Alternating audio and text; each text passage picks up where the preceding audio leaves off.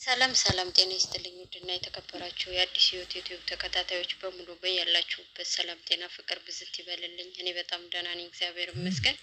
ቪዲዮውን ከመጀመራችሁ በፊት ላይክ ማድረግ አትርሱ። እንዲሁም ሀሳብ አስተያየት ካላችሁ ኮሜንት መስጫው ስራ አስቀምጡልኝ። እንዳቀርብላችሁም የምትፈልጉትን መጽሐፍ ካለ እንደዛው፣ እንዲሁም የምለቃቸው ቪዲዮዎች በፍጥነት እንዲደርሳችሁ ሰብስክራይብ በማድረግ የደውል በተኗን በመጫን አትርሱ። ስለምታበረታቱኝ ስለምታግዙኝ ከልብ አመሰግናለሁ። መልካም ጊዜ። ሁለተኛ ልማዶችን ማንነትን እንዴት እንደሚቀርጹና ማንነት ልማዶችን እንዴት እንደሚቀርጹ። መጥፎ ልማዶችን መደጋገም ቀላል፣ ጥሩ ልማዶችን መያዝ ግን ከባድ የሚሆነው ለምንድን ነው?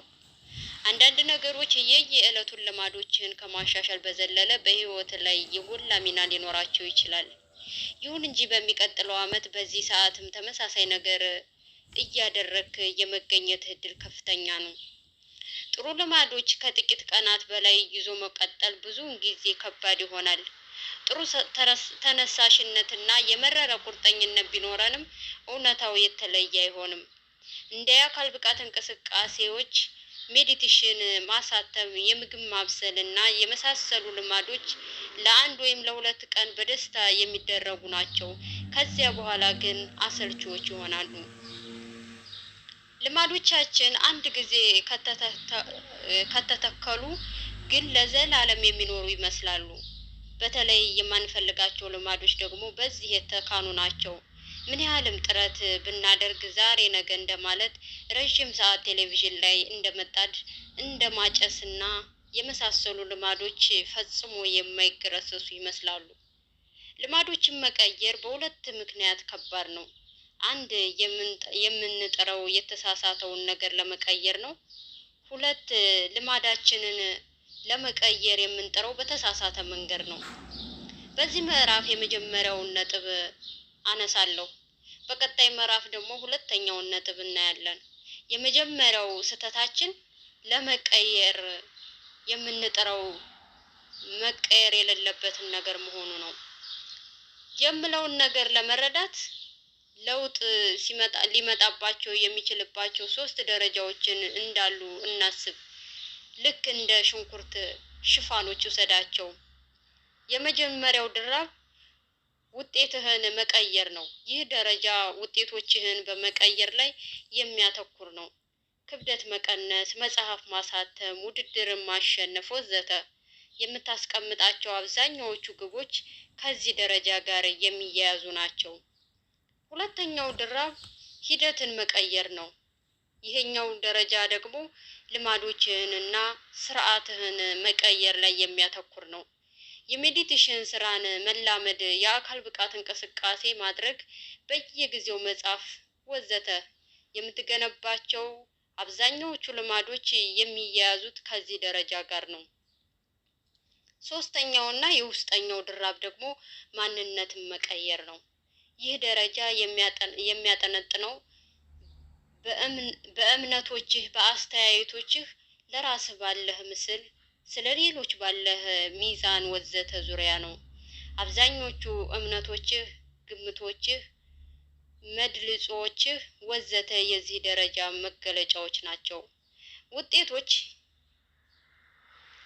ውጤቶች ያገኘሃቸው ነገሮች ናቸው። ሂደት ደግሞ የምትሰራቸው ነገሮች ናቸው።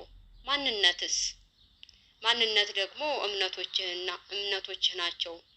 ዘላቂነት ያለው ልማድን ወደ መገንባት የ1% መሻሻልን ስለማምጣት ስንመጣ ችግሩ አንደኛው ደረጃ ከሌላኛው ደረጃ የሚሻል ወይም የሚስብ መሆኑ አይደለም።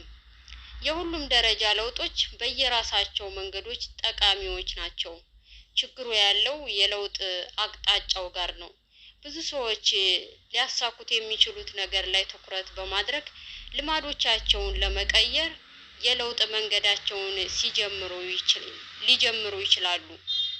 ይህም ወደ ውጤት ተኮር ልማዶች ይመራናል። ሌላው አማራጭ ማንነት ተኮር ልማዶችን መገንባት ነው። በዚህ መንገድ የምንጀምረው ደግሞ ማን መሆን እንደምንፈልግ በመጥቀስ ነው። ሲጋራ ማጨስን እያቆሙ ያሉ ሁለት ሰዎችን እናስብ።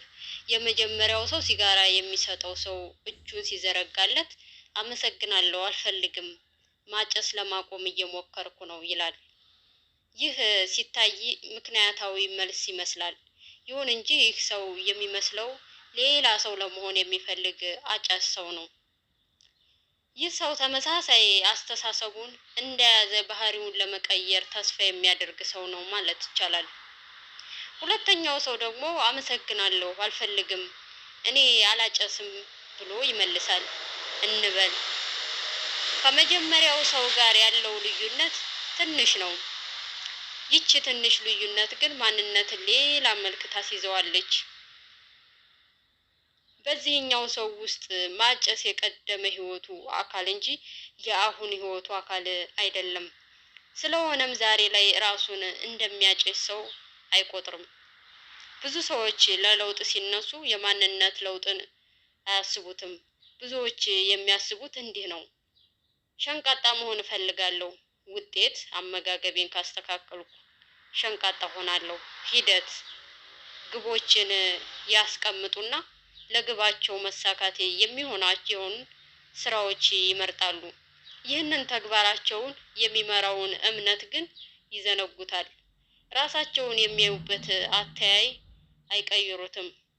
አሮጌው ማንነታቸው አዲሱን ፕላናቸውን እንደሚያመክንባቸው አይረዱም። ከእያንዳንዱ የስርዓት ተግባር በኋላ የእምነት ስርዓቶች አሉ። የዲሞክራሲ ስርዓት የተገነባው እንደ ነጻነት፣ የብዙሃን መሪነት፣ ማህበራዊ እኩልነት እና የመሳሰሉ እምነቶች ላይ ነው። የአምባገነንነት ደግሞ እንደ ፍጹም ስልጣንና ፍጹም ታዛዥነት ያሉ መርሆች ተመስርቶ የተገነባ ስርዓት ነው።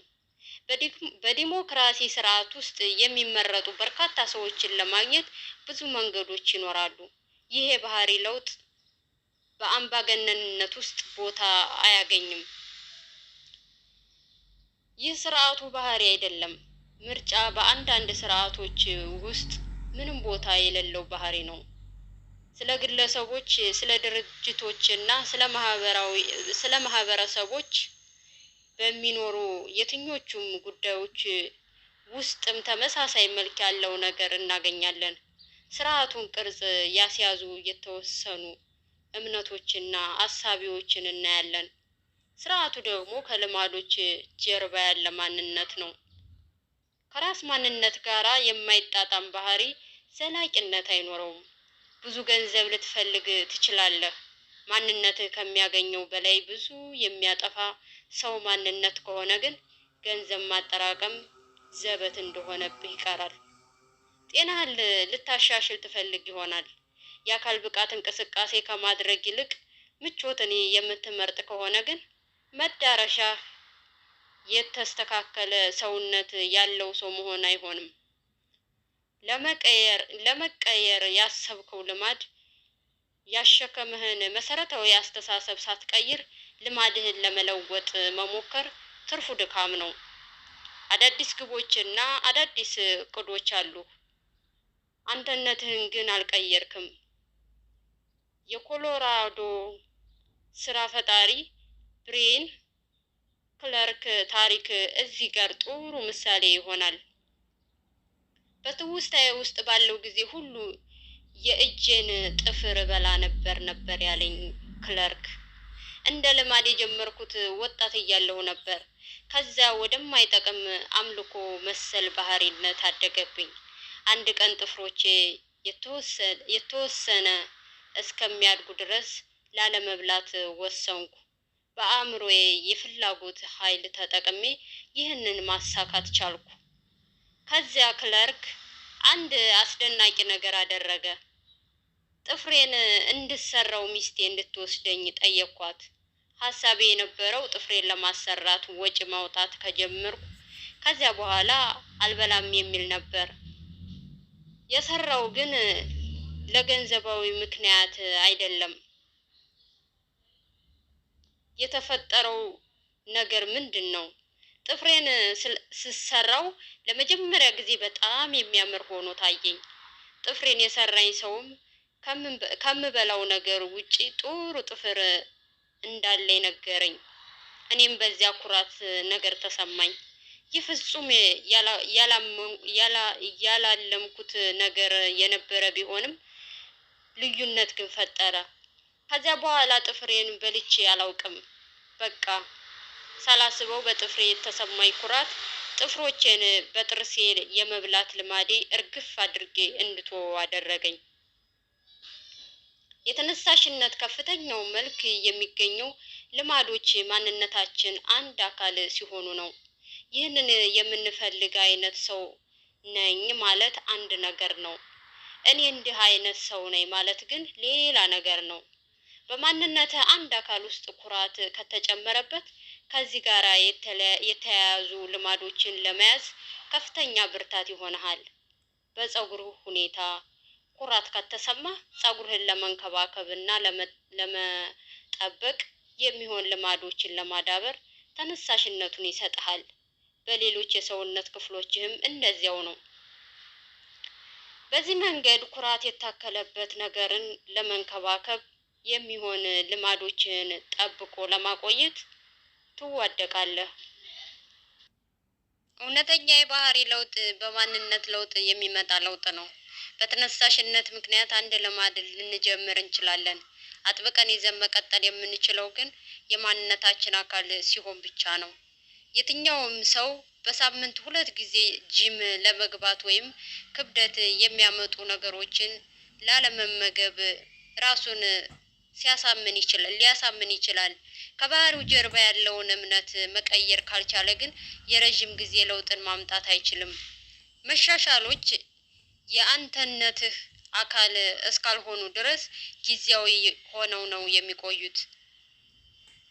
ግቡ አንድ መጽሐፍ ለማንበብ አይደለም፣ አንባቢ ለመሆን እንጂ። ግቡ ማራቶን ለመሮጥ አይደለም፣ ሯጭ ለመሆን እንጂ። ግቡ መሳሪያ መጫወት መማር አይደለም፣ ሙዚቀኛ ለመሆን እንጂ። ባህሪያትህ ብዙውን ጊዜ ማንነትህ በብዛት የሚንጸባረቅባቸው ናቸው። የምታደርጋቸው ነገሮች በሙሉ ምን አይነት ሰው እንደሆንክ የምታምንበት እምነት ነጸብራቆች ናቸው። ይህ በንቃትም ይሁን ያለ ንቃት የምናያሳያቸው ነገሮች ናቸው። ጥናቶች እንዳረጋገጡት አንድ ሰው አንድ ጊዜ በአንዱ ማንነት ካመነ በዚያው እምነት ቅኝት ውስጥ ሆኖ ነው የሚያደርጋቸውን ነገሮች ሁሉ የሚያደርጋቸው። ለምሳሌ መራጭነት ማንነታቸው የሆነላቸውና መራጭ ተብለው የሚታወቁ ሰዎች መምረጥ የሚፈልጉ ሰዎች የበለጠ በሚገባ ይመርጣሉ። በተመሳሳይ ሁኔታ የአካል ብቃት እንቅስቃሴ ለማድረግ ራሳቸውን ማሳመን አይጠበቅባቸውም። ትክክለኛውን ነገር ማድረግ ቀላል ነው። ከሁሉ በላይ ደግሞ ማንነትህና ባህሪያትህ ሙሉ በሙሉ የተሳሰሩ ከሆኑ የባህሪ ለውጥ ለማምጣት መጣጣር አይጠበቅብህም። ልክ መሆን እንደምትፈልገው ሰው አይነት ተግባራት ማድረግ ብቻ በቂ ይሆናል። ልክ እንደ ሌሎች የልማዶች መገለጫዎች ሁሉ ይሄኛው የልማዶች ባህሪም በሁለቱም እኩል የተሳለ ሰይፍ ነው። በተገቢው መንገድ ሆነ የማንነት ለውጥ ራስህን ለማሻሻል ይጠቅማል። በተቃራኒው ከሆነ ደግሞ የማንነት ለውጥ እርግማን ሊሆንብህ ይችላል። አንድ የሆነ ማንነት አንድ ጊዜ ከገባ ለእሱ ያለ ታማኝነት የመለወጥ አቅምህን እንዲሞርደው ማድረግ ትችላለህ። ብዙ ሰዎች በህይወት መንገድ የሚጓዙት በአእምሯዊ እንቅልፍ ውስጥ ሆነው ከማንነታቸው ጋር የተያያዙ ልማዶችን በመከተል ነው። አቅጣጫ መጠቆም አይሳካልኝም። የማለዳ ሰው አይደለሁም። የሰዎችን ስሞች ማስታወስ አይሆንልኝም። ሁልጊዜ አረፍዳለሁ። ከቴክኖሎጂ ጋር ብዙም ጥሩ አይደለሁም።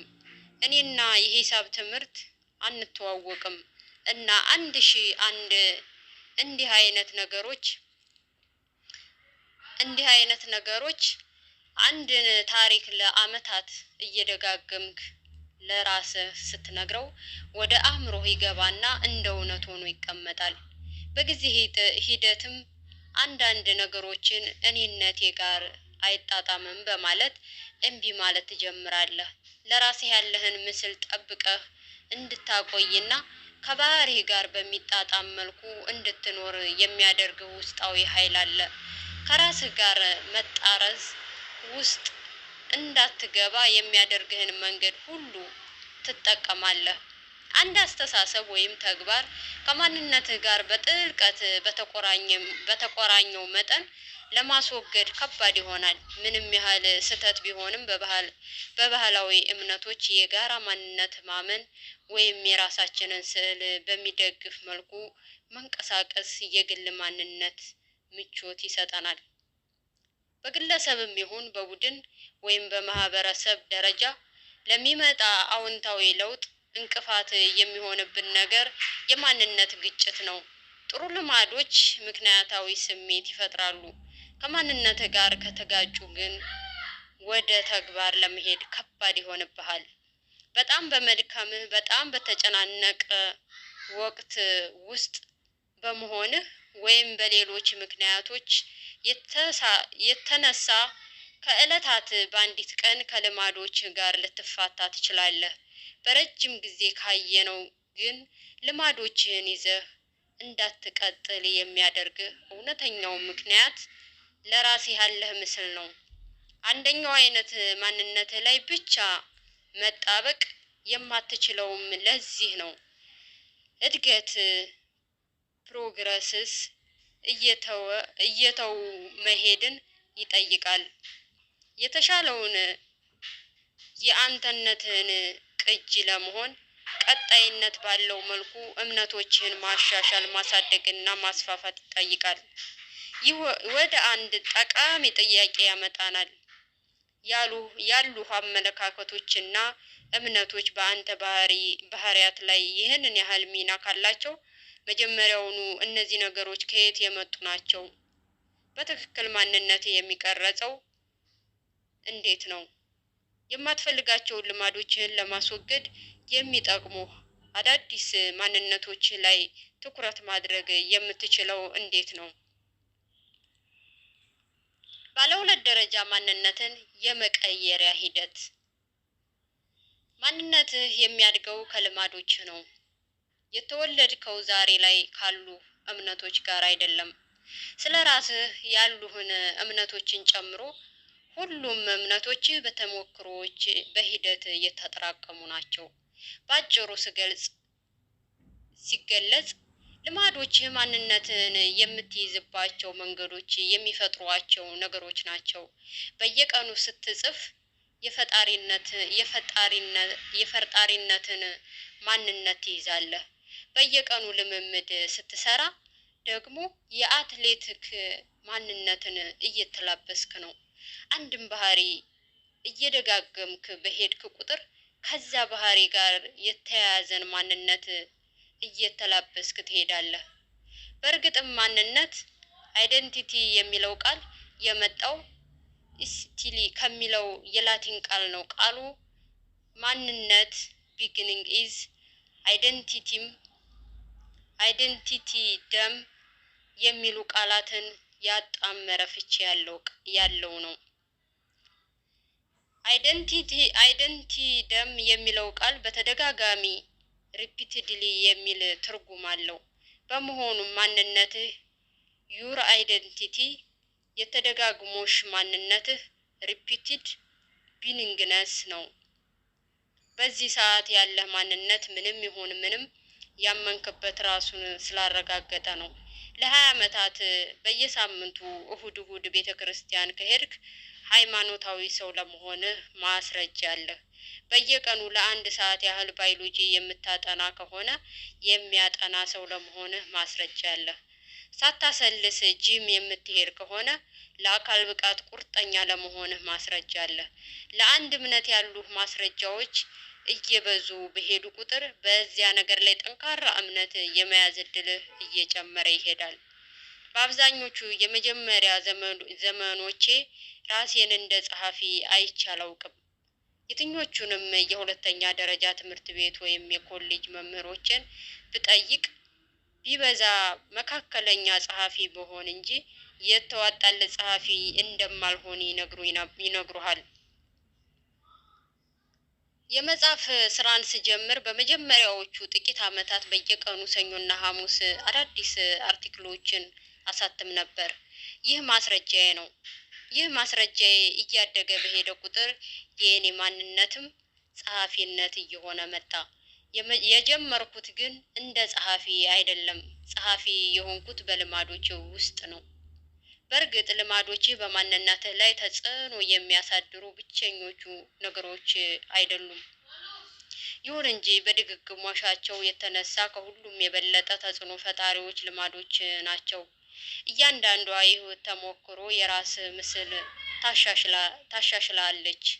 ይሁን እንጂ አንድ ጊዜ ኳስ ስለመታህ ራስህን እንደ ኳስ ተጫዋች ልታይ አትችልም። አንዲት ስዕል ስለመነጫጨርክም አርቲስት ነኝ ልትል አትችልም። እነዚህን ተግባራት እየደጋገምካቸው ከሄድክ ግን ማስረጃዎች ይጠራቀሙና ለራስህ ያለህ ምስል መቀየር ይጀምራል። የአንድ ጊዜ ተሞክሮ ውጤቱ የሚጠፋው ወዲያውኑ ነው። በጊዜ ሂደት የሚደጋገም የልማድ ተጽዕኖ ግን ይታተማል። ስለሆነ ማንነትን የሚቀርጹ ማስረጃዎችን የሚያዋጡት ልማዶች ናቸው። በዚህ መንገድ ልማዶችን የመገንባት ሂደት ራስን የመሆን ሂደት ነው። ይህ ዝግመታዊ ለውጥ ነው። በአንድ ጊዜ ብድግ አድርገን ልንቀይረው የምንችለው ነገር አይደለም። የምንቀይረው በጥቂት በልማድ ነው። ስለሆነም ሁልጊዜም በጥቃቅን ለውጦች ውስጥ ነን። እያንዳንዷ ልማድ ልክ እንደ ግምት ናት። ሄይ ምናልባት እኔ ይሄ ልሆን እችላለሁ። አንድ መጽሐፍ ከጨረስክ ምናልባት ማንበብ የሚወድ ሰው ልትሆን ትችላለህ። ወደ ጂም የምትሄድ ከሆነ ምናልባት የአካል ብቃት እንቅስቃሴ የምትወድ ሰው ነህ ማለት ነው። ጊታር መጫወት የምትለማመድ ከሆነ ሙዚቃ የሚወድ ሰው ነህ ማለት ይሆናል። እያንዳንዷ የምታደርጋን ነገር መሆን የምትፈልገው አይነት ሰው ምርጫ ናት። የትኛውም ነጠላ አጋጣሚ እምነቶችን አያሻግርም። የትኛውም ነጠላ አጋጣሚ እምነቶችህን አያሻግርም። እየተጠራቀሙ በሄዱ ቁጥር ግን የአዲሱ ማንነት ማስረጃዎችም እንደዚሁ እየጨመሩ ይሄዳሉ። እውነተኛና ትልቅ ለውጥ በአንድ ጊዜ የሚመጣ ተአምራዊ ለውጥን የማይፈለግባቸውም ምክንያቶች መካከል አንዱ ይህ ነው። ጥቃቅን ልማዶች የአዲሱን ማንነት ማስረጃዎች በማቅረብ ትርጉም ያለው ለውጥ ያመጣሉ። ለውጥ ደግሞ የምርም ትርጉም ያለው ከሆነ ትልቅ ለውጥ ነው ማለት ነውና ይህ ትናንሽ መሻሻሎችን የማሳየት ተቃርኖ ነው። ይህንን ሁሉ በአንድ ላይ አድርገን ስናየው ልማዶች ማንነትን የመቀየሪያ መንገዶች ናቸው የሚለውን እውነት እናገኛለን። አንተነትህን የመቀየሪያ የተሻለው ተግባራዊ መንገድ የምትሰራቸውን ነገሮች መቀየር ነው። አንድ ገጽ በጻፍክ ቁጥር ጸሐፊ ነህ። ቫዮሊን በተለማመድክ ቁጥር ሙዚቀኛ ነህ። ልምምድ ባደረግክ ቁጥር አትሌት ነህ። ሰራተኞችን ባነቃቃው ቁጥር መሪ ነህ። እያንዳንዷ ልማድ ውጤት ከማምጣትም ባለፈ ጥቅም ያለው ነገር ራስን ማመንን ታስተምርሃለች። እነዚህን ነገሮች ማሳካት እችላለሁ ማለት ነው የሚል እምነት እያደረብህ ይመጣል። ምርጫዎች እያደጉ ማስረጃዎችህም እየተቀየሩ ሲመጡ ለራስህ የምትነግረው ታሪክም እየተቀየረ ይመጣል። በእርግጥ ከዚህ በተቃራኒው መንገድም ሊሰራ ይችላል። መጥፎ ልማድን ለማድረግ በመረጥክ ቁጥር ሁሉ በዚያው መንገድ ማንነትን ትመርጣለህ። መልካሙ ዜና ፍጹም መሆን የማይጠበቅብህ መሆን ነው። በየትኛውም ምርጫ ውስጥ አንድ ንጩ መምረጥም አለመምረጥም አለ። ምርጫን ለማሸነፍም ሙሉ ድምጽ ማግኘት አይጠበቅም። አብላጫ ድምጽ ማግኘት ብቻ በቂ ነው። ስለሆነም አንዳንድ ምርጫዎችን ለመጥፎ ባህሪ ወይም ጥሩ ላልሆነ ልማድ ብትሰጥ ምንም ማለት አይደለም። ዋናው ነገር አብዛኛውን ጊዜ ማሸነፍህ ነው። አዳዲስ ማንነቶች አዳዲስ ማስረጃዎችን ይፈልጋሉ። ሁልጊዜም የምትሰጠውን ድምጽ በተመሳሳይ እየሰጠህ ከቀጠልክ የምታገኘው ውጤት ያው አስቀድሞ የነበረህን ነገር ነው። ምንም ነገር ካልተለወጠ ምንም የሚቀየር ነገር አይኖርም። ቀላል ነው። የሁለት ደረጃ ሂደት። አንደኛ መሆን የምትፈልገውን አይነት ሰው ወስን። ሁለተኛ ይህንኑ በጥቃቅን ነገሮች ለራስህ አረጋግጥ። በመጀመሪያ ማን መሆን እንደምትፈልግ ወስን። ይህ በሁሉም ደረጃ ይሰራል። በግለሰብ፣ በቡድን፣ በማህበረሰብ እንዲሁም በሀገር ደረጃ እንደዚያው ነው። ልትቆምለት የምትፈልገው ነገር ምንድነው? መርሆችህና እሴቶችህ ምንድናቸው? መሆን የምትፈልገው ማንን ነው? እነዚህ ትልልቅ ጥያቄዎች ናቸው። ብዙ ሰዎች የት መጀመር እንዳለባቸው አያውቁም። የሚፈልጉትን ውጤት ግን ያውቃሉ። ይህ መጥፎ አይደለም። ከውጤቱ ጀምረህ ወደ ኋላ በመስራት መሆን የምትፈልጋቸውን ውጤቶች የሚያገኘውን አይነት ሰው ስራ። እኔ የምፈልጋቸውን ውጤቶች ማግኘት የሚችለው ምን አይነት ሰው ነው ብለህ ራስን ጠይቅ። ለምሳሌ መጽሐፍ የሚችለው ምን አይነት ሰው ነው? ምናልባት ወጥነት ያለውና ሊተማመንበት የሚችሉበት አይነት ሰው ሊሆን ይችላል። አሁን ትኩረትህ መጽሐፍ ከመጻፉ ውጤት ተኮር ወጥነት ወዳለውና ሊተማመኑበት ወደሚችል ሰው ማንነት ተኮር ይዞራል። ይህ ሂደት ደግሞ የሚከተሉትን ወደሚመስሉ እምነቶች ይመራል። እኔ ለተማሪዎች የሚቆም አይነት መምህር ነኝ። እኔ ለእያንዳንዳቸው ታካሚዎች የሚፈልጉትን ጊዜና ርህራሄ የሚሰጥ አይነት ዶክተር ነኝ። እኔ ለሰራተኞቼ ጥብቅና የምቆም አይነት መሪ ነኝ። መሆን የምትፈልገውን ሰው ማንነት አንድ ጊዜ ከወሰንክ በኋላ የፈለከውን ማንነት ለማምጣት የሚጠቅሙህን ትናንሽ ደረጃዎች መራመድ መጀመር ትችላለህ። የማንነት ተኮር ልማዶች ጽንሰ ሀሳብ ወደ ሌላው የመጽሐፍ ነጥብ የግብረ መልስ ቀለበት የሚመራን አንዱ የመንደርደሪያ ሀሳብ ነው። ልማዶች ማንነትህን ይቀርጻሉ። ማንነትህም ልማዶችን ይቀርጻሉ። መንገዱ በሁሉም አቅጣጫ የሚያስኬድ ነው። የሁሉም ልማዶች ምስረታ የግብረ መልስ ቀለበት ፌድባክ ሎፕ ነው። ይህንን በቀጣይ ምዕራፍ እንመለከተዋለን። እሴቶችህ፣ መርሆችህና ማንነትህ ከውጤትህ ይልቅ ቀለበቱን እንዲገፉ ማድረግ ግን ጠቃሚ ነው። ሁልጊዜም ትኩረትህን ማድረግ ያለብህ የሆነ አይነት ውጤት በማምጣት ላይ ሳይሆን የምትፈልገውን ውጤት ማግኘት የሚችል ሰው መሆን ላይ ነው። ልማዶችህን ወሳኝ የሚያደርጋቸው እውነተኛ ምክንያት የማንነት ለውጥ የልማድ ለውጥ የሰሜን ኮከብ ነው። ማንነት ለውጥ የልማድ ለውጥ የሰሜን ኮከብ ነው። ቀሪው የዚህ መጽሐፍ ክፍሎች በምትፈልገው ደረጃና ዘርፍ ሁሉ የተሻሉ ልማዶችን ለመገንባት የሚያስችሉን የደረጃ በደረጃ ስልቶች ያቀርባል። እውነተኛው ጥያቄ ግን መሆን የምትፈልገውን አይነት ሰው እየሆንክ ነው የሚለው ነው። የመጀመሪያው ደረጃ ምን ወይም እንዴት የሚለው ሳይሆን ማ የሚለው ነው። በመጀመሪያ ማንን መሆን እንደምትፈልግ ማወቅ አለብህ። እንደዚህ ካልሆነ ግን የለውጥ ፍላጎትህ አቅጣጫ መቆጣጠሪያ የምትጓዝ ደረጃ ነው የምትሆነው። ሪደር ማ ከሚለው የምንጀምረውም ለዚህ ነው። ስለ ራስህ ያሉህን እምነቶች የመቀየር አቅም አለ። ማንነትህ የተገነባው በድንጋይ ላይ አይደለም። በየደቂቃው ልታሻሽለው የመምረጥ ነፃነቱ አለ። ዛሬ በምትመርጣቸው ልማዶች የዛሬውንና የነገውን ማንነትን መምረጥ ትችላለህ። ይህም የመጽሐፍ ጥልቅ መልእክት ወደ ሆነውና የልማዶችን እውነተኛ ተጽዕኖ ወደምናይበት ክፍል ያመጣናል። የተሻሉ ልማዶችን መገንባት ማለት በየቀኑ ህይወትን አሰልቺ ነገሮች ለመበተን መታገል አይደለም። ጥሩ ልማዶችን ማዳበር ማለት በየቀኑ ጥርስ መፋቅ፣ በየጠዋቱ ሻወር መውሰድ ወይም በየቀኑ አንድ አይነት የአለባበስ ስታይል መከተል ማለትም አይደለም።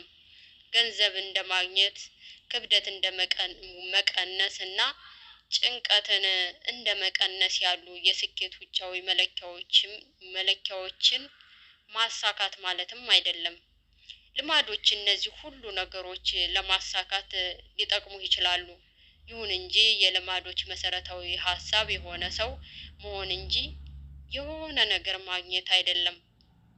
በጠቅላላው ሲታይ የምትፈልገውን ሰው እንድትሆን ይረዱሃልና ልማዶች በጣም ጠቃሚ ነገሮች ናቸው። ልማዶች መሆን የምትፈልገውን ሰው ለመሆን የምታልፍባቸው መንገዶች ናቸው። ባጭሩ አንተ የምትሆነው ልማዶችን ነው። ማጠቃለያ 3 የለውጥ ደረጃዎች አሉ። የውጤት ለውጥ፣ የሂደት ለውጥ እና የማንነት ለውጥ። ልማዶችን ለመቀየር የተሻለውና ውጤታማው መንገድ ማሳካት የምትፈልገው ነገር ላይ ሳይሆን መሆን የምትፈልገው ሰው አይነት ላይ ማተኮር ነው። ማንነትህ የሚያድገው ከልማዶችህ ነው። እያንዳንዷ የምታደርጋት ነገር ለምትሆነው ሰው የምርጫ ድምጽ ናት። የአንተን የተሻለውን ቅጂ መሆን ቀጣይነት ባለው መልኩ ራስህን ማሻሻል፣ ማስፋፋትና ማሳደግ ይጠይቃል። ልማዶችን በጣም ወሳኝ የሚያደርጋቸው እውነተኛው ምክንያት ጥሩ ውጤት የሚያመጡ መሆናቸው ሳይሆን በእርግጥ ይህንንም ማድረግ ይችላሉ ስለ ራስህ ያለህን እምነት እንድትቀይር የሚያደርጉ መሆናቸው ነው። 3ኛ ልማዶችን በ4 ደረጃዎች መገንባት። የስነ ልቦና ባለሙያ የሆኑ ኤድዋርድ ቶርንዳይክ በ1898 ልማዶቻችንን እና ባህሪያታችንን የሚመሩትን ህግጋት የምንረዳበትን መረዳት መሰረት የጣለ ጥናት አድርጎ ነበር። ቶርንዳይክ በወቅቱ የፈለገው የእንስሳትን ባህሪያት ማጥናት ነበር። በድመቶች ላይ እያንዳንዳቸውን ድመቶች እሱ የእንቆቅልሽ ሳጥን ባላቸው ቦታ ውስጥ ያስቀምጣቸዋል። ሳጥኑ የተሰራው ድመቶች የሆነች ነገርን ሳብ በማድረግ የሆነች ነገርን ጫን በማለት ወይም የሆነ ነገር ላይ በመውጣት በበር በኩል መውጣት እንዲችሉ ተደርጎ ነው። በሩ ከተከፈተላቸው ፊት ለፊታቸው ምግብ የያዘ ጉድጓዳ ሳህን ስለተቀመጠላቸው ወደዚያ ይሮጣሉ። አብዛኛዎቹ ድመቶች ገና በሳጥኑ ውስጥ እንዲገቡ ከተደረጉበት ቅጽበት ጀምሮ ቶሎ መውጣት ይፈልጋሉ። አፍንጫቸውን ተጠቅመው ጠርዙን ይተሻሻሉ። በክፍት ቦታዎች ውስጥ እግራቸውን ወደ ውጭ ይሰዳሉ። ከውጭ ያሉ ቁሳቁሶችን ለመያዝ ይታገላሉ ወዘተ። ከትንሽ መፍጨርጨር በኋላ በሩ እንዲከፈት የሚያደርገውን ነገር ይነኩና ይወጣሉ። አጥኚው ብዙ ሙከራዎች ካደረገ በኋላ የእያንዳንዱን ድመቶች ባህሪያት ለመረዳት ሞከረ። መጀመሪያ አካባቢ ድመቶቹ በሳጥኑ ውስጥ የሚንቀሳቀሱት በዘፈቀድ ነው። ልክ በሩ ሲከፈት ግን የመማር ሂደት ፕሮሰስ ኦፍ ለርኒንግ ይጀምራል። ቀስ በቀስ ድመቶቹ በሩን የሚከፍተውን ቁልፍ መጫን፣ ከሳጥኑ ከማምለጥና ምግቡን ከማግኘት ጋር ማያያዝ ጀመሩ። ከ20 እና ከ30 ሙከራዎች በኋላ ይህ ባህሪ አውቶማቲክ ሆነ። ድመቶቹም ልክ ሳጥኑ ውስጥ እንደገቡ ቁልፉን ተጭነው ከሳጥኑ ለመውጣት የሚፈልጉት ጥቂት ሴኮንዶች ብቻ ሆነ። ለምሳሌ ያህል በጥናቱ ውስጥ እንደተመለከተው ድመት 12 ይህንን ለማድረግ በየደረጃው የወሰደባት ሰዓት እንደሚከተለው ነው። 160 ሴኮንዶች፣ 30 ሴኮንዶች፣ 60፣ 15፣ 28፣ 20፣ 30፣ 22፣ 11፣ 15፣ 12፣ 10፣ 14፣ 10፣ 8፣ 8፣ 5፣ 10፣ 8፣ 6፣ 6፣ 7 በመጀመሪያዎቹ 3 ሙከራዎች ድመቷ መውጣት እየቻለችው በአማካኝ 1.5 ደቂቃ ፈጅታ ነው። በመጨረሻዎቹ 3 ሙከራዎች ለመውጣት የፈጀባት ጊዜ ግን በአማካይ 6.3 ሴኮንድ ብቻ ነው። በየሙከራው ድመቶቹ የሚሰሯቸው ስህተቶች እያነሱ ተግባሮቻቸው ግን የበለጠ ፈጣን አውቶማቲክ እየሆኑ ይሄዳሉ። ድመቶች በሂደት ተመሳሳይ ስህተትን ደግሞ ከመስራት ይልቅ በቀጥታ ወደ ውጤቱ ወደ መፍትሄው መሄድ እየተማሩ ሄዱ። የጥናቱ ባለቤት ከጥናቱ በመነሳት የመማር ሂደትን እንዲህ በማለት አስቀምጦታል። ጣፋጭ ውጤት የሚያመጡ ባህሪያት ከፍተኛ የመደጋገም አዝማሚያ ሲኖራቸው ውጤታቸው የሚያስደስት የሆኑ ባህሪያት ግን የመደጋገም እድላቸው ዝቅተኛ ነው። ይህ ጥናት በህይወታችን ውስጥ ልማዶች እንዴት እንደሚፈጠሩ ለማጥናት የሚሆነው ትክክለኛ መነሻ አስቀምጦልናል። ልማዶች ምንድን ናቸው? አእምሮአችን ልማዶችን የሚያዳብረውስ ለምንድን ነው? ለሚሉና ለመሳሰሉ ጥያቄዎች መልስ የሰጠምነው ነበር። አእምሮአችን ልማዶችን የሚገነባው ለምንድን ነው? ልማድ ማለት አውቶማቲክ እስኪሆን ድረስ በበቂ ሁኔታ የተደጋገመ ባህሪ ማለት ነው። የልማዶችን የመገንባት ሂደት የመጀመሪያው በመሞከርና በመሳሳት ነው። በህይወትህ ውስጥ አዲስ ነገር ባጋጠመ ጊዜ ሁሉ አእምሮ ውሳኔ መወሰን አለበት። አንድ ችግር ለመጀመሪያ ጊዜ ሲመጣብህ እንዴት እንደምትወጣው አታውቅም። ልክ እንደ ቶርናዳይክ ድመቶች ያንንም ትሞክራለህ። በዚህ ጊዜ በአእምሮ ውስጥ የሚካሄዱ የተቃወሱ እንቅስቃሴዎች ብዙ ናቸው። ምን ማድረግ እንዳለብህ ለመወሰን ሁኔታዎችን በጥንቃቄ ትመረምራለህ። በርካታ አዳዲስ መረጃዎችን ወደ አእምሮ በማስገባት ትርጉም ያለው ነገር እንዲሰጥህ ለማድረግ ትፍጨረጨራለህ። አእምሮህም ከእነዚህ ሁሉ ውስጥ የተሻለውን ለመምረጥ ተጨናንቆ ይሰራል። በሂደት ልክ ቁልፉን እንደተጫኑት ድመቶች ወደ መፍትሄው አካባቢ ትረግጣለህ። ለምሳሌ የመደበር ስሜት ሲቆጣጠርህ ትንሽ ብትሮጥ የሚያረጋጋ መሆኑን ታውቃለህ። ቀኑን ሙሉ ሰርተህ አእምሮህ ስለዛለ የቪዲዮ ጌሞችን ብትጫወት ዘና እንደሚያደርግህ ትማራለህ። መፍትሄዎችን ትፈልጋለህ። በስተመጨረሻም ሽልማትን ትቀበላለህ። ወዳልጠበቅከው ሽልማት ስትደርስ ለቀጣይ አቅጣጫ ስልትህን ታሻሽላለህ። አእምሮህም ከሽልማቱ በፊት የነበሩትን ሁነቶች ሁሉ ቦታ ማስያዝ ይጀምራል። ይህ ከሁሉም የሰው ባህሪያት ጀርባ ያለው የግብረ መልስ ቀለበት ፊድባክ ሉፕ ነው። መሞከር፣ መውደቅ፣ መማር፣ በቀጥታ መሞከር፣ በልምምድ ብዛት ጠቃሚ ያልሆኑትን እንቅስቃሴዎች እየጠፉ ጠቃሚ የሆኑት ግን እየተደጋገሙ ይሄዳሉ። ይህ የልማድ ምስረታ ነው። በተደጋጋሚ ችግር ባጋጠመው ጊዜ ሁሉ አእምሮህ የመፍቻውን ሂደት አውቶሜት እያደረገ ይሄዳል። በመሆኑም ልማዶች በተደጋጋሚ የምትጋፈጣቸው ጭንቀቶችና ችግሮች አውቶማቲክ መፍትሄ ጥርቅሞች ናቸው። የስነ ባህሪ ሳይንቲስቱ ጆሰን ህሬሃ እንዳለው ልማዶች በአካባቢያችን ውስጥ በተደጋጋሚ የሚያጋጥሙንን ችግሮች የምንፈታባቸው ቀላል እና አስተማማኝ መፍትሄዎች ናቸው። ልማዶች እየተፈጠሩ በሄዱ ቁጥር በአእምሮአችን ውስጥ የሚካሄዱት እንቅስቃሴዎች እየቀነሱ ይሄዳሉ። ውጤታማ የሚያደርገውን ነገር ምልክት የሚሰጠን ነገር ላይ ማተኮርን እንማራለን። በቀጣይ ተመሳሳይ ችግር ሲገጥምህ ምን ማድረግ እንዳለብህ ስለምታውቅ በቀጥታ ወደዚያ ትሄዳለህ። ነገሩን ከብዙ አቅጣጫ እያዩ መተንተን አያስፈልግም። ስለሆነም አእምሮህ የመሞከር መሳሳት ሂደቱን ያልፈውና ቀጥተኛ የአእምሮ ህግ ያስቀምጣል። ይህ ከሆነ ያው ነው የሚል ይህ አእምሮ ላይ የሚታተም ህግ ለሁኔታዎች የሚስማማ በሆነ ጊዜ ሁሉ የምንጠቀመው ሆኖ ይቀመጣል።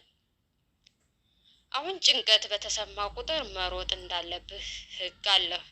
ልክ ከስራ ተመልሰህ ወደ ቤትህ እንደመጣህ የቪዲዮ ጌሞችን ትከፍታለህ። የሆነ ወቅት ላይ ብዙ ጥረት ይፈልግ የነበረ ምርጫ አሁን ግን አውቶማቲክ ነው፣ ልምድ ተገንብቷል። ልማዶች በተሞክሮቻችን የምንማራቸው አእምሯዊ አቋራጭ መንገዶች ሜታል ሾርትከትስ ናቸው።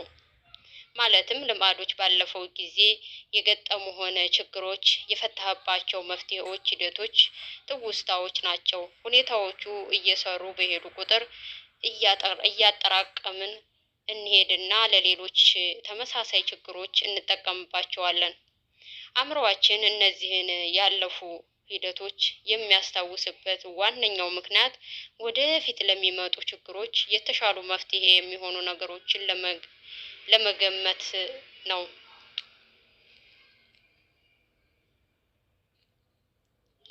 ልማዶችን ማዳበር በጣም ጠቃሚ ነው። ምክንያቱም አእምሮ የአንጎል የጠርሙስ አንገት ነውና በአንድ ጊዜ ትኩረት መስጠት የሚችለው ለአንድ ችግር ወይም ለአንድ ጉዳይ ብቻ ነው። በዚህም የተነሳ አእምሮ ሁልጊዜም በጣም አስፈላጊውን ነገርን ለመስራት እንደተጠመደ ነው። የሚቻልህ በሆነ ጊዜ ሁሉ ንቁ አእምሮአችን ነገሮችን ንቁ ወዳልሆነው የአእምሮአችን ክፍል በመላክ አውቶማቲክ በሆነ ሁኔታ አውቶማቲካሊ እንዲሰራ ማድረግ ይወዳል። ልማዶች ሲመሰረቱ የሚሆነው ነገር ይህ ነው። ልማዶች መጨናነቅን በመቀነስ የአእምሮን አቅም ከፍ ያለ እንዲሆን ያደርጋሉ። በዚህም አእምሮአችን ለሌላ ነገር ትኩረት እንዲሰጥ ነፃነት ይሰጡታል። ልማዶች አእምሮን ነፃ በማድረግ የሚሰጡት ጥቅም እንዳለ ሆኖ አንዳንድ ሰዎች ግን ጠቃሚነታቸውን ይጠይቃል። ሀሳባቸው ልማዶች ህይወትን ለዛ ቢስ አያደርጉም የሚል ነው። እኔ በማልወደው የህይወት መንገድ ውስጥ ራሴን ማስቀመጥ አልፈልግም እና እንደነዚህ አይነት ድግግሞሾች የህይወትን አዲስነትና ነዛሪነት አያጠፉም። ጥያቄያቸው ይህ ነው። በፍጹም እንደዚህ አይነት ጥያቄዎች የተሳሳቱ ክፍፍሎች ያመጣሉ። ልማዶችን በመገንባትና ነፃነትን በመላበስ መካከል የመምረጥ ግዴታ እንዲኖርብህ ያደርጋሉ። በእውነታው ግን ሁለቱም አብረው ተስማምተው መሄድ የሚችሉ ነገሮች ናቸው። ልማዶች ነፃነትን አይገድቡም፣ የፈጠሩትም እነሱ ናቸው። እንዲያውም ልማዶቻቸውን በወጉ ያልገሩ ሰዎች የሚኖራቸው ነፃነት ውስን ነው። ጥሩ የፋይናንስ ነክ ልማዶች ከሌሉህ ህይወት ትግል ትሆንብሃለች። ጥሩ የጤና ልማዶች ከሌሉህ ነፃ ሆነ መኖር አትችልም። ያለ ጥሩ ትምህርት ነክ ልማዶች ሁልጊዜም ከኋላ ትሆናለህ። ሁልጊዜም ጥቃቅን ነገሮች ላይ እንድትወሰን የምትገደድ ከሆነ ለነፃነት የሚኖርህ ጊዜ ጥቂት ይሆናል። ለማሰብና ለፈጠራ የሚሆን የአእምሮ ስፍራ መፍጠር የምትችለው አንዳንድ የህይወትህን መሰረታዊ ነገሮች ቀላል በማድረግ ነው።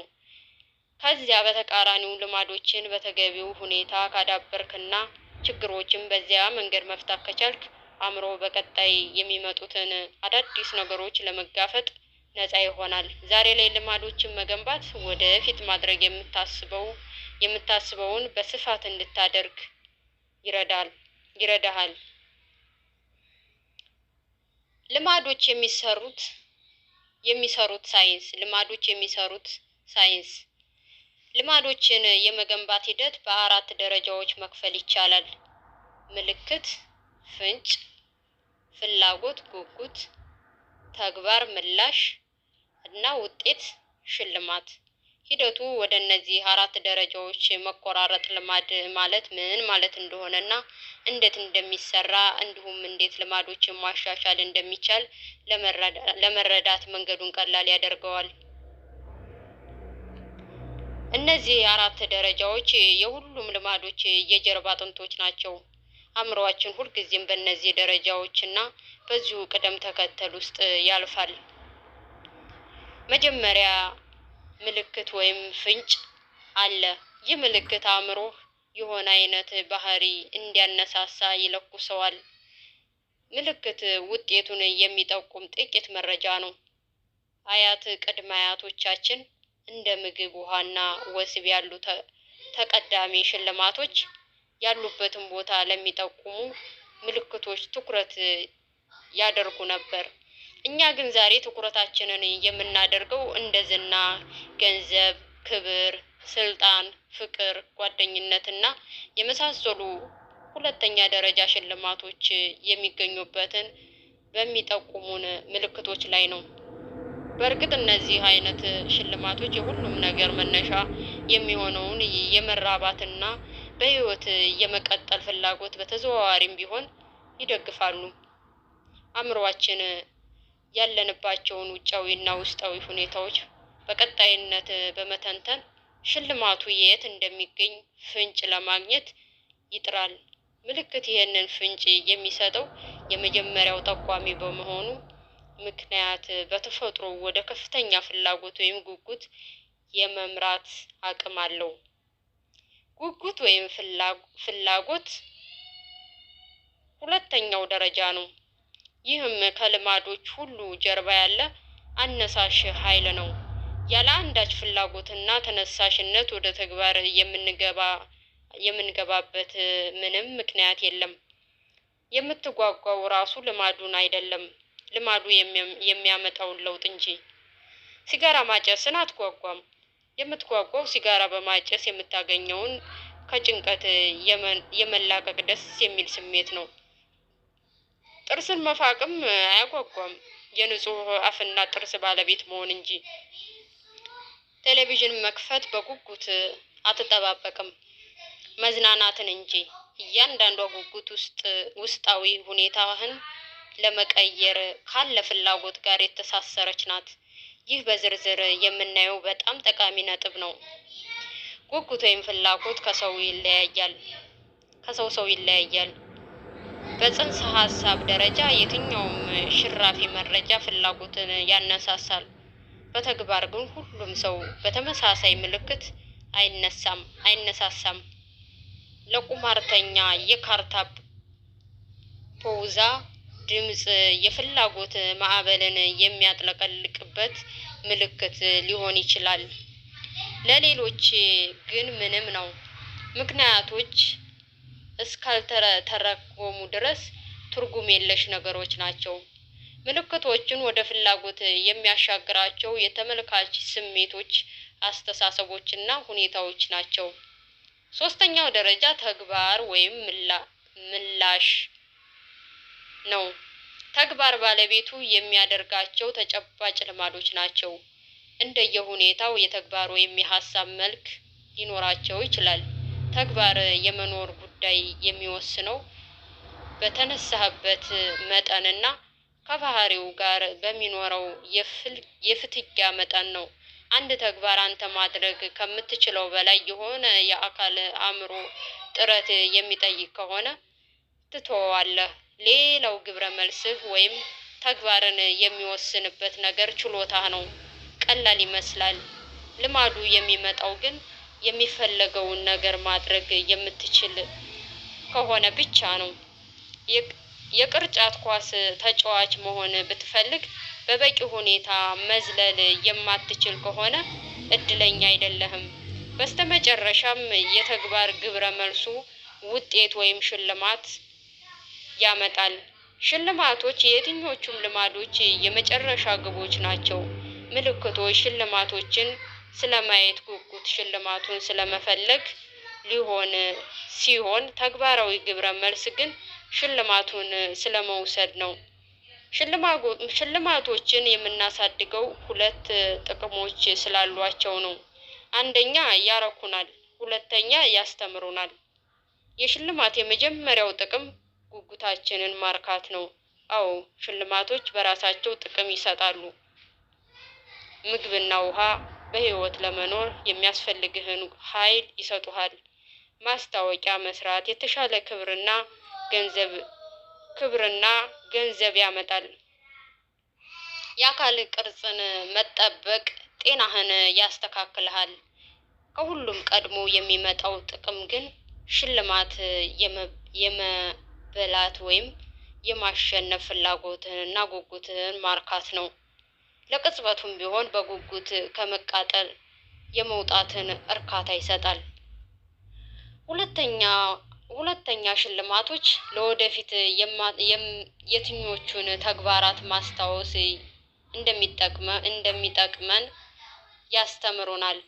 አእምሮአችን ሽልማት አነፍናፊ ነው። በህይወት መንገድ ስትጓዝ አነፍናፊው የነርቭ ስርዓት የምትፈልጋቸውንና የሚያረኩህን ነገሮች በቀጣይነት በመፈለግ ይጠመዳሉ። የእርካታና የመከፋት ስሜቶች አእምሮአችን ጠቃሚ የሆኑና ጠቃሚ ባልሆኑ ተግባራት መካከል ለመለየት የሚደረገውን የተግባራዊ ግብረ መልስ ስርዓት አካል ናቸው። ሽልማቶች የተግባርን ቀለበት በመሙላት የልማዶችን ክበብ ሙሉ ያደርጉታል። የትኛውም ከአራቱ ደረጃዎች መካከል በአንዱ ላይ ጠቃሚ መሆን ያልቻለ ባህሪ ልማድ መሆን አይችልም። ምልክቱን ካጠፋው ልማድ መቼም አይጀመርም። ጉጉትህን ከቀነስክ ደግሞ ወደ ተግባር ለመሻገር የሚሆን ተነሳሽነት አታገኝም። ባህሪውን ከባድ ካደረግከውም ልትተገብረው አትችልም።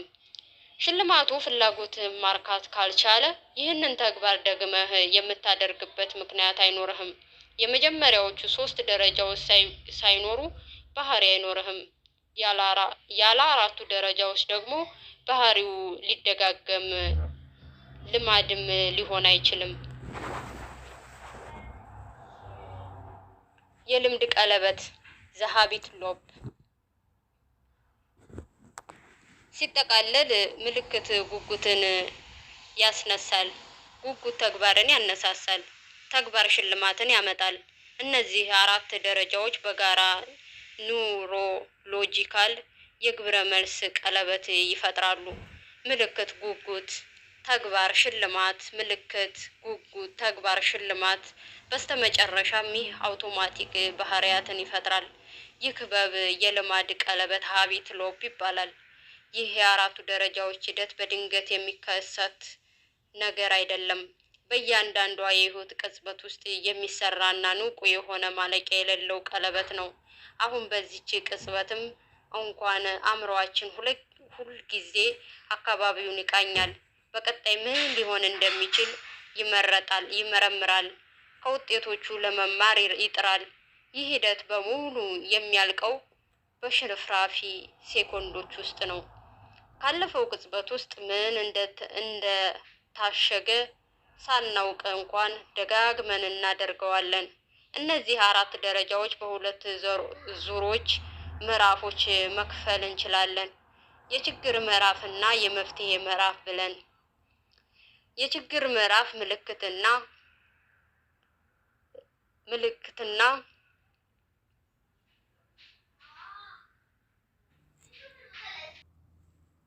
የችግር ምዕራፍ ምልክትና ጉጉትን ይይዛል። ይህም የሆነ ነገር መቀየር እንዳለበት የምታውቅበት ደረጃ ነው። የመፍትሄ ምዕራፍ ደግሞ ተግባራዊ ግብረ መልስንና ሽልማትን ይይዛል። ይህ ደግሞ አስፈላጊውን እርምጃ ወስደ ፍላጎትህን የምታሳካበት ምዕራፍ ነው። ሁሉም ባህሪያት የሚመሩት ችግርን በመፍታት ፍላጎት ነው። አንዳንድ ጊዜ ችግሩ ያየነውና መሆን የምንፈልገው ጥሩ ነገር ሊሆን ይችላል። በየትም ይሁን በየት የየትኛውም ልማድ ጥቅም የሚያጋጥምህን ችግር መፍታት ነው። በቀጣይ ገጽ ባለው ሰንጠረዥ ሀሳብ በተግባራዊ ህይወት ውስጥ ምን እንደሚመስል እናያለን። ወደ ጨለማ ክፍል ውስጥ ስትገባ ማብሪያ ማጥፊያ የምትነካበትን ሁኔታ አስብ። ይህንን ተግባር በጣም ብዙ ጊዜ ያደረከው በመሆኑ ምክንያት ሀሳቡ የሚመጣልህ ምንም ሳታስብበት ነው። በዚህ ሂደት አራቱንም ደረጃዎች የምትጨርሰው ከአንድ ሴኮንድ ባነሰ ጊዜ ውስጥ ነው። ወደ ተግባር የመሄድ ፍላጎቱ የሚመጣልህ ያለማሰብ ጭምር ነውና። የችግር ምዕራፍ አንደኛ ምልክት ስልክህ የጽሁፍ መልእክት ድምጽ አሰማ። ሁለተኛ ጉጉት የመልእክቱን ይዘት ለማወቅ ትጓጓለህ። የመፍትሄ ምዕራፍ ተግባራዊ ግብረ መልስ ስልክህን ከፍተህ ትገባለህ። ሽልማት መልእክቱን የማንበብ ጉጉትን ታረካለህ። ከዚያ በኋላ ስልክህን መክፈት ከመልእክት መቀበያው ድምጽ ጋር ይያያዛል። ምሳሌ 2 የችግር ምዕራፍ አንደኛ ምልክት ከእንቅልፍህ ነቃህ። ሁለተኛ ጉጉት ፍላጎት ንቁ መሆን ፈልገህ የመፍትሄ ምዕራፍ ሶስተኛ ተግባር ቡና ጠጣህ። አራተኛ ሽልማት ንቁ የመሆን ፍላጎትን አረካህ። ከዚያ በኋላ ቡና መጠጣት ንቁ ከመሆን ጋር ይያያዛል። ምሳሌ 3 የችግር ምዕራፍ አንደኛ ምልክት ጨለማ ቤት ውስጥ ገባህ። ሁለተኛ ፍላጎት ማየት ፈለግ። የመፍትሄ ምዕራፍ ሶስተኛ ተግባር ማብሪያ ማጥፊያ ትነካለህ። አራተኛ ሽልማት የማየት ፍላጎትን ታረካለህ። ከዚያ በኋላ ማብሪያ ማጥፊያ መንካት ጨለማ ቤት ውስጥ ከመሆን ጋር ይያያዛል። በወጣትነት ዘመናችን ላይ ስንሆን ህይወታችንን እየመሩ ያሉትን ልማዶች ብዙም አናያቸውም። ሁልጊዜም ጧት በመጀመሪያ የምናስረው ከተመሳሳይ የአንደኛው እግራችንን ጫማ መሆኑን ዞር ብለን አናይም። ይሁን ሁልጊዜም ከስራ ስንመጣ የሚመቸንን ልብስ መቀየራችንንም ልብ አንልም። ከብዙ አስርት ዓመታት የአእምሮ ቀረጻ በኋላ እነዚህን የአስተሳሰብና የአተገባበር ሂደቶች ስንከተል እንገኛለን። የባህሪ ለውጥ አራቱ ህጎች በቀጣዮቹ ምዕራፎች እነዚህን ከላይ ያየናቸውን አራቱ ደረጃዎች በየቀኑ የምናደርጋቸው ነገሮች ላይ ሁሉ እንዴት ተጽዕኖ እንደሚያሳድሩ ደጋግመን እናያለን። ይህንን ከማየታችን በፊት ግን እነዚህን አራት ደረጃዎች ወደ ተግባራዊ ነገሮች በማሸጋገር መልካም ልማዶችን ለማዳበር መጥፎ ልማዶችን ደግሞ ለመተው ሊጠቅሙን ወደሚችሉበት ሁኔታ ማምጣት አለብን። ይህንን ነገር እኔ የባህሪ ለውጥ አራቱ ህጎች እለዋለሁ። ህጉም መልካም ልማዶችን ለመገንባት መጥፎ ልማዶችን ደግሞ ለመስበር የሚረዱ ቀላል የሆኑ መመሪያዎችን ያስቀምጣል። እያንዳንዳቸውን ህጎች የሰውን ባህሪ እንደሚለውጡ ቁልፎች መውሰድ ትችላለህ። ቁልፎቻችን በተገቢውና በምቹ ቦታ ላይ ሲሆኑ ልማዶችን ማዳበር አድካሚ አይሆንም። በተሳሳተ ቦታ ላይ ከሆኑ ደግሞ በተቃራኒው ልማዶችን ማዳበር ከባድ ምናልባትም የማይቻል ይሆናል። ጥሩ ልማዶችን እንዴት እናዳብር? የመጀመሪያ ህግ ምልክት ግልጽ ኦብጀክቲቭ ማድረግ። ሁለተኛው ህግ ፍላጎት ሳቢ አትራክቲቭ ማድረግ። ሶስተኛ ህግ ተግባር ቀላል ኢዚ ማድረግ። አራተኛው ህግ ውጤት አርኪ ሳይንቲፊክ ማድረግ።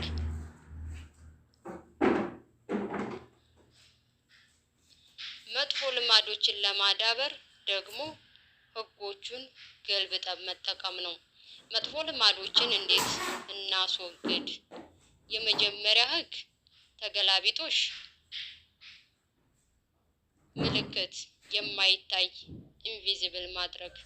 የሁለተኛው ህግ ተገላቢጦሽ ፍላጎት የማይስብ አንትራክቲቭ ማድረግ። ሶስተኛው ህግ ተገላቢጦሽ ተግባር ከባድ ዲፊካልት ማድረግ።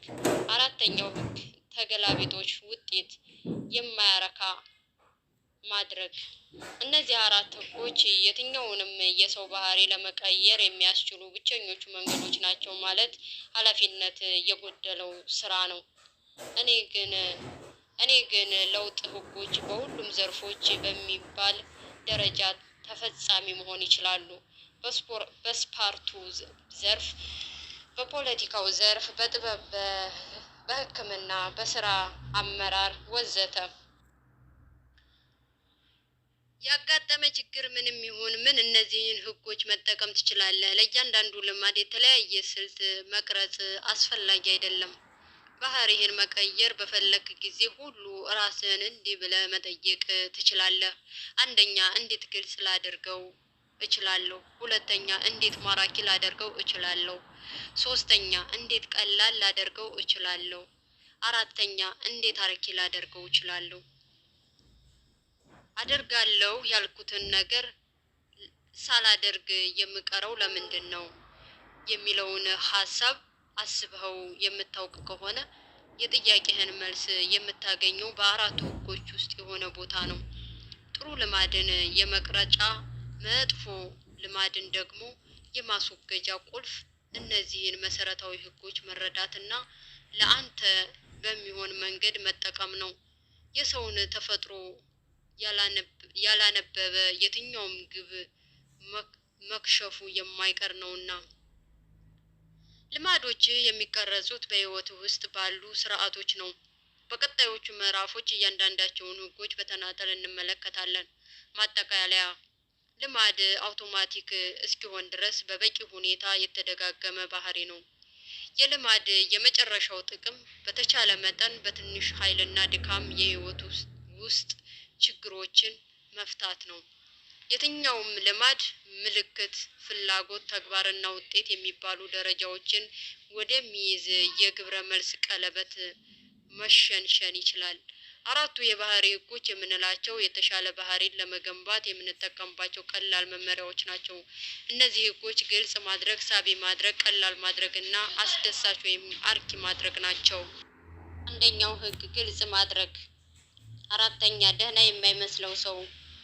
የስነ ልቦና ባለሙያው ጋር ክሌን አንድ ጊዜ የቤተሰብ ስብስብ ስለታደመች አንዲት ሴት አውርቶ ነበር። ይቺ ሴት ለአመታት በመጀመሪያ ሕክምና እርዳታ ሰጭነት ፓራሜዲስ ሰርታለች። በዚህ የቤተሰብ ስብስብ ላይ እንደደረሰች ወንድ አማቷን ስታየው የሆነ ነገር ተፈጠረባት።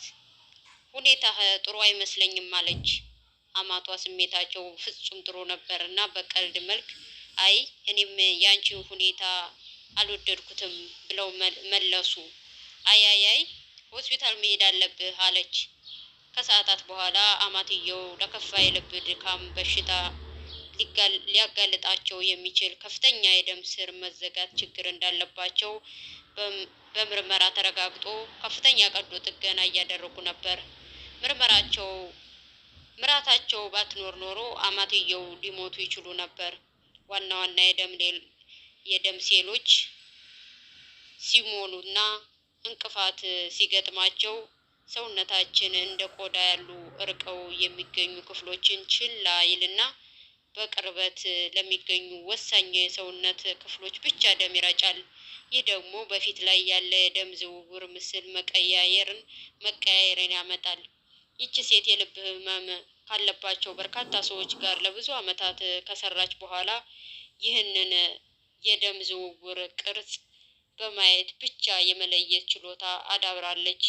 በአማቷ ላይ ያየችውን ነገር ማብራራት አትችልም። የሆነ ልክ ያልሆነ ነገር እንዳለ ግን ማወቅ ችላለች። በሌሎች ዘርፎች ውስጥ በርካታ ተመሳሳይነት ያላቸው ታሪኮች አሉ። ለምሳሌ ወታደራዊ ተንታኞች በተመሳሳይ ሰዓት፣ በተመሳሳይ ፍጥነትና በተመሳሳይ ከፍታ የሚበሩና በአማዛኙ በፍጹም ተመሳሳይ የሚመስሉ ሁለት ሚሳኤሎችን በራዳራቸው ስክሪን አይተው የትኛው የጠላት የትኛው የነሱ ሚሳኤል እንደሆነ መለየት ይችላሉ። በገልፍ ጦርነት ወቅት ሚካኤል ሬሌ የተባለ ሌውተናንት ኮማንደር አንዲት ፍጹም የራሳቸው የምትመስልን ሚሳኤል እንድትመታ በማዘዝ ጦሩን ከጥቃት ማዳኑ ወደ ማወቁ ተጽዕኖ የተቀመጠ ታሪክ ነው። እሱ ትክክለኛ ውሳኔ ወስኗል። እንዴት ሊወስን እንደቻለ ግን የበላይ አለቆች እንኳን እስካሁን ማብራራት አልቻሉም። ልምድ ያላቸው ራዲዮሎጂስቶች በስክሪኑ ውስጥ አንጎል ካዩ በኋላ ገና ምንም አይነት ተጨባጭ ምልክት ሳይወጣ እንኳን የትኛው ሰው ላይ ስትሮክ ሊያጋጥም እንደሚችል ይለያሉ። የደንበኛውን ፀጉር አይቶ ብቻ ማርገዝ አለማርገዟን መለየት ስለሚችል የፀጉር አስተካካይም ሰምቻለሁ። የሰው ልጅ አእምሮ የመገመቻ ማሽን ነው። ሁልጊዜም ያለንበትን ከባቢ መረጃ በመውሰድ ሲተነትን ነው የሚኖረው። አእምሮ አንድን ነገር በተደጋጋሚ ስታደርግ ከገጠመው ነገሩ አስፈላጊ መሆን ይገምትና ምልክቶችን በማስቀመጥ ወደፊት የሚጠቅማቸው ነገሮች ድርድር ውስጥ ያስገባዋል። በበቂ ልምምድ ውስጥ በማለፍ ያለምንም ንቁ እሳቤ እንኳን ውጤት የሚያመጡ ምልክቶችን መለየት ትችላለህ። አእምሮ በተሞክሮ ያገኘውን ትምህርት አውቶማቲክ በሆነ ሁኔታ ያስቀምጠዋል። እየተማረን ያለነውን ነገር ሁልጊዜም ማብራራት እንችል ይሆናል፣ ነገር ግን ሁልጊዜም መማር አለ። በዚህ ውስጥ ጠቃሚ ምልክቶችን የማየት ችሎታ ላሉ ልማዶች ሁሉ መሰረት ነው። አእምሮአችንና ሰውነታችን ያለ ሀሳብ ማድረግ የሚችሏቸውን ነገሮች ዝቅ አድርገን እናያለን። ፀጉርህን እንዲያድግ አትነግረውም። ልብ ደም እንዲረጭ፣ ሳምባህ እንዲተነፍስ፣ ሆድህም እንዲፈጭ አትመክረውም። ሰውነትህ ግን እነዚህን ሁሉ ነገሮች አውቶማቲክ በሆነ ሁኔታ ይፈጽማል።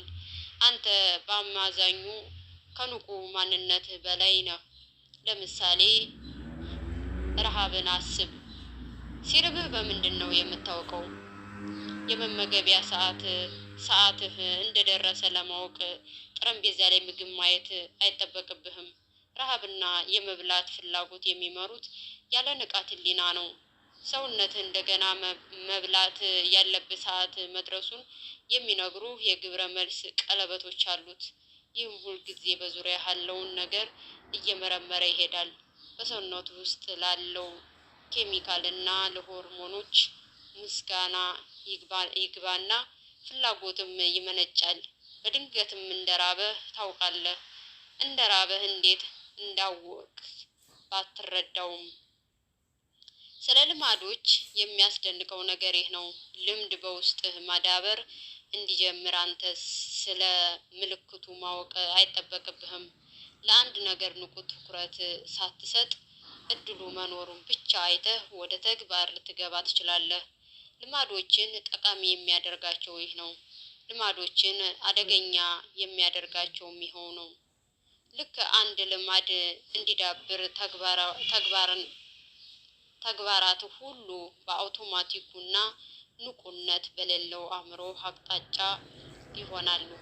ምን እየተካሄደ እንደሆነ እንኳን ሳታውቅ በአንድ ነገር ውስጥ ልትወድቅ ትችላለህ። ሌላ ሰው ካልነገረህ በስተቀር በሳቅክ ቁጥር አፍህን በእጅህ እንደምትሸፍን ጥያቄ ለመጠየቅ ስትፈልግ አስቀድመህ ይቅርታ እንደምትል ወይም የሌሎች ሰዎችን አረፍተ ነገሮች ከአፋቸው ተቀብለህ እንደምትጨርስ ላታውቅ ትችላለህ። ማድረግህንም ሆነ የምታደርግበትን ምክንያት የምትጠይቅበት እድል ያነሰ ይሄዳል። አንዲት የማዋለ ህፃናት አስተማሪ የነበረች አሁን በትልቅ ድርጅት ውስጥ ተቀጥራ ከትልልቅ ሰዎች ጋር የምትሰራ ሴት ሰዎች ሽንት ቤት ሄደው ሲመጡ እጃቸውን መታጠባቸውን እንደምትጠይቅ አንድ ሰው ነግሮኛል። የዋና ቦታ የአደጋ ነፍስ አድን ሆኖ ረጅም ዓመት የሰራ አንድ ሰው ደግሞ ስራውን ከቀየረ ከብዙ ዓመታት በኋላ ልጆቹ ሲሮጡ ካየ ቀስ እያላችሁ ማለቱን አልተውም ይባላል። ከዚህ ብዛት ልማዳችንን የሚፈነጥቁት ምልክቶች በጣም የተለመዱ የሚሆኑ በመሆናቸው ምልክት የማይታይ ኢንቪዚብል ይሆናሉ። ለእነዚህ ምልክቶች ምላሽ በመስጠት የምናደርገው ተግባርም በውስጣችን ከመቀረጹ የተነሳ የማድረግ ተነሳሽነት ከየትም የመጣ አይመስለንም። ስለሆነም የባህሪ ለውጥን ከግንዛቤ መጀመር አለብን። አዲስና ጥሩ ልማድ ከመገንባታችን በፊት አሁን ያለንን ልማድ አንድ ነገር ማድረግ አለብን። ይህ ከሚመስለው በላይ ፈታኝ ሊሆን ይችላል። ምክንያቱም ልማድ በአንድ ጊዜ በህይወት ውስጥ ስሩን ሰዶ ከተደላደለ ንቃት የሌለበትና አውቶማቲክ መሆን አይቀርም። በአእምሮህ ንቃት የማትመራውን ልማድ ለማሻሻል ደግሞ ቀላል አይደለም። የስነ ልቦና ባለሙያ ካርል ጀንግ እንዳለው ያለ ንቃት የሚደረጉ ነገሮችን በንቃት ወደ ማድረግ ካልቀየርክ በስተቀር ህይወትህን መምራታቸውን ይቀጥላሉ። አንተም ዕጣ ፈንታ ትላቸዋለህ። የልማዶች መዝገብ ስኬር ካርድ የጃፓኖች የባቡር ትራንስፖርት ስርዓት በዓለም ላይ ምርጥ ከሚባሉ ስርዓቶች መካከል እንደሆነ ይጠቀሳል። በቶኪዮ ውስጥ ባቡር የመጠቀም እድሉን ካገኘ ሰራተኞች ልዩ ልማድ እንዳላቸው ታያለህ። የትኛውም ባቡር የሚነዳ ባለሙያ ነገሮችን በመጠቆም የመምራት ወይም የመናገር ባህል አዳብሯል። ባቡሩ ወደ መብራት ምልክት ሲደርስ መብራቱ አረንጓዴ ነው ብሎ ይናገራል። ባቡሩ ስቴሽኖች በደረሰና ከስቴሽኖቹ በተነሳ ጊዜ ሁሉ ኦፕሬተሩ ወደ ፍጥነት መለኪያው በመጠቆም ትክክለኛውን ፍጥነት ይናገራል። የመንቀሳቀሻ ሰዓት ሲሆንም ኦፕሬተሩ ወደ ትክክለኛ ሰዓት ይጠቁምና ትክክለኛውን ሰዓት ይናገራል። ሁሉም ሰራተኞችም በተመሳሳይ ይኸው አይነት ልምድ አላቸው። ባቡሩ ከመነሳቱ በፊት ሰራተኞቹ ወደ ፕላትፎርሙ በመጠቆም ከላይ እንዳየነው ያደርጋሉ። ይህ ሂደት መጠቆምና መናገር ይባላል። ሲታይ ትንሽ ይመስላል። በሚገርም ሁኔታ ግን ውጤታማ ስራ ይሰራል። መጠቆምና መናገር ስህተቶችን በ185%፣ አደጋዎችን ደግሞ በ30% ይቀንሳል። በኒውዮርክ የሚገኙ የኤምቲኤ ጎዳናም የዚህን ስርዓት በከፊል በመውሰድ የመጠቆም ፖይንቲንግ ስራን ብቻ ተግባር ላይ ለማዋል ሞክሯል። በዚህም በ2 ዓመታት ትግበራ ውስጥ በስህተት የመታጠፍ አጋጣሚዎችን በ75% ቀንሷል። መጠቆምና መጥራት በጣም ጠቃሚ ስልት ነው። ምክንያቱም ያለ ንቃት የሚደረጉ ነገሮች በንቁነት እንዲደረጉ ለማድረግ ይረዳል። የባቡር ኦፕሬተሮች አይናቸውን፣ አፋቸውን፣ እጃቸውን እና ጆሮአቸውን መጠቀም ስላለባቸው የሆነ ችግር ከመፈጠሩ በፊት የማወቅ ወይም የመገምገም እድል እንዲኖራቸው ያደርጋል። ሚስቴም ተመሳሳይ ነገር ታደርጋለች። ጉዞ ልንሄድ ልክ ከቤት ስንወጣ የያዘቻቸውን ነገሮች በድምፅ እየጠራች ታረጋግጣለች። ቁልፌን ይዣለሁ፣ ዋሌቴን ይዣለሁ፣ መነጽሬን ይዣለሁ፣ ባሌን ይዣለሁ። ባህሪ የበለጠ አውቶማቲክ በሆነ ቁጥር ስለዚህ ባህሪ በንቃት የማሰብ እድላችን ይጠፋል። አንድን ነገር ለብዙ ሺህ ጊዜ ደጋግመን ካደረግነው በኋላ እሱን አለማድረግ ወይም ማለፍ እንጀምራለን። በቀጣይ የሚመጣው ጊዜ ልክ እንዳለፈው እንደሆነ እንገምትና እንተወዋለን። ብዙዎቹ ስህተቶቻችን፣ ውድቀቶቻችን የራስ ግንዛቤ ሰልፍ አወርነስ በማጣት የሚመጡ ናቸው። ልማድን በመቀየር ውስጥ የሚያጋጥመን ትልቁ ፈተና ምን እያደረግን ስለመሆናችን ግንዛቤ ማጣት ነው። የመጥፎ ልማዶች ውጤት በቀላሉ እንዲቆጣጠረን የሚያደርጉ ምክንያቶች መካከል አንዱ ይህ ነው። የመጠቆምና መጥራት ስልት ለእኛም ለህይወታችን ያስፈልገናል። ይህ የልማዳችን መዝገብ ሀቢት ስኮርከርድ መነሻ ነው። ይህም ስለ ባህሪያችን የበለጠ ግንዛቤ ይኖረን ዘንድ የምናደርገው ተግባር ነው። ራስን ለመፍጠር በየቀኑ ልማዶችን ዘርዝራቸው። ምናልባት ዝርዝሮችህ ከእነዚህ ጋር ይመሳሰል ይሆናል።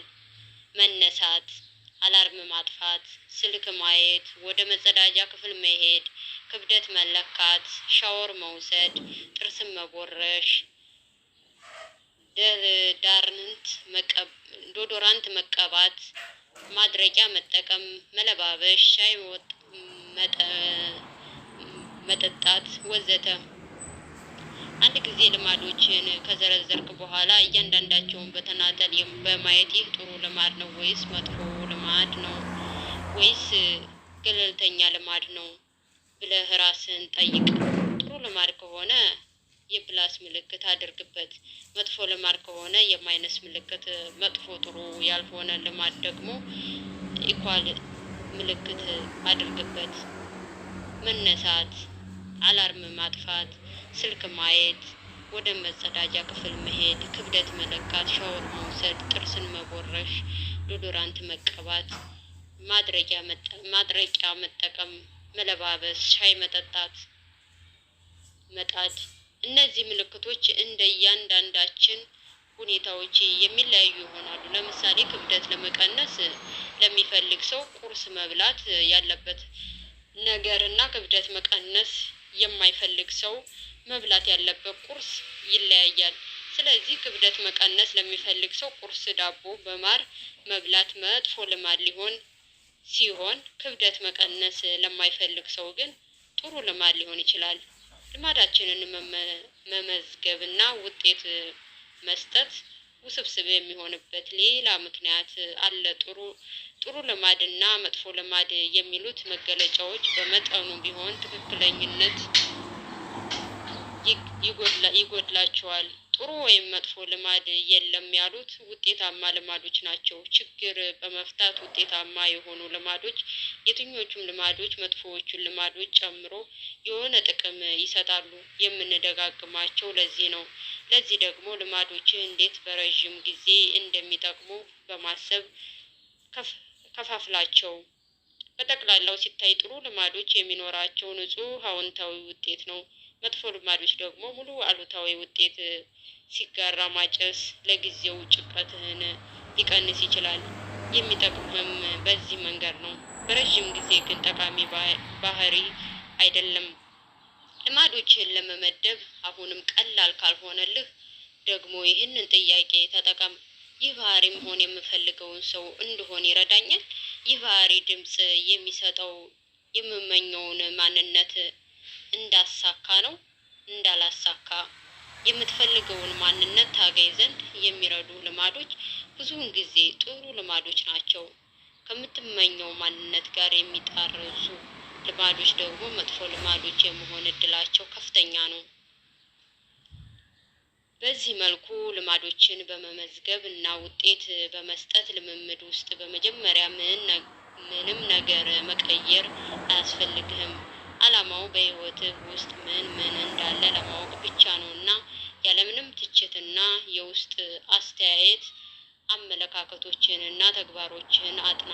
በጥፋትህ ራስህን አትውቀስ፣ ለስኬትህም ራስህን አትሞካሽ። ለምሳሌ በየቀኑ ቸኮሌት የምትበላ ከሆነ ልክ ሌላ ሰው ሲባል ያየህ በሚመስል ሁኔታ ራስህን እይ። በኦንላይን ላይ ብዙ ጊዜህን የምታባክን ከሆነ በማትፈልገው መንገድ ጊዜህን አልባሌ ቦታ እያጠፋህ እንደሆነ ብቻ ተረዳ ወዘተ። መጥፎ ልማዶችን በመቀየር ውስጥ የመጀመሪያው እርምጃ ከሆነ ቦታ ላይ ሆኖ ማየት ነው። ከዚያ ተጨማሪ ድጋፍ የምትፈልግ ከሆነ ከህይወት ውስጥ መጠቆምና መጥራት ሞክር።